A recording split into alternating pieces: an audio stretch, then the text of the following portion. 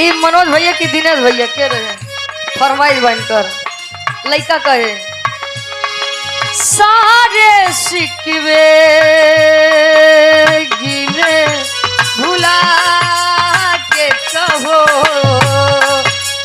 सारे सिकवे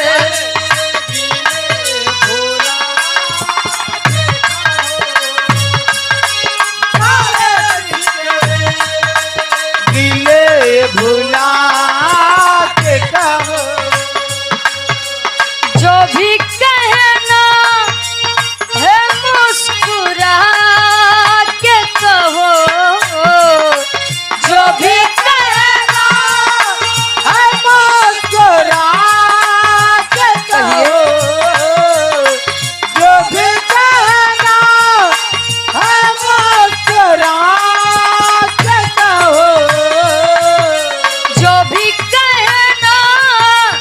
है मुस्कुरा के कहो दिल ना तोड़ोगे कसम खा के कहो दिल ना तोड़ोगे कसम खा के कहो दिल ना तोड़ोगे मगर कहे क्या जिए हम तेरे जमाने में क्या जिए हम तेरे जमाने बाबूया तेरे जमाने क्या जिए हम तेरे जमाने में क्या जिए हम तेरे जमाने में क्या जिए अरे वाह। हम तेरे जमाने में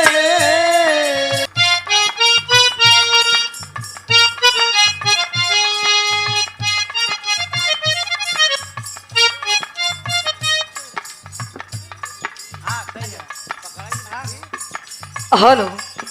हेलो और विराह की बहुत ही सुंदर गायिका बहुत ही होनहार गायिका अरे वाह बहुत ही सुशील गायिका वाह बिरहा जगत में हमें तो नहीं लगा कि इतने कम समय में क्यों इतना ज्यादा विकास कैले थे भैया गायकी अदायकी हर एक चीज से लेकर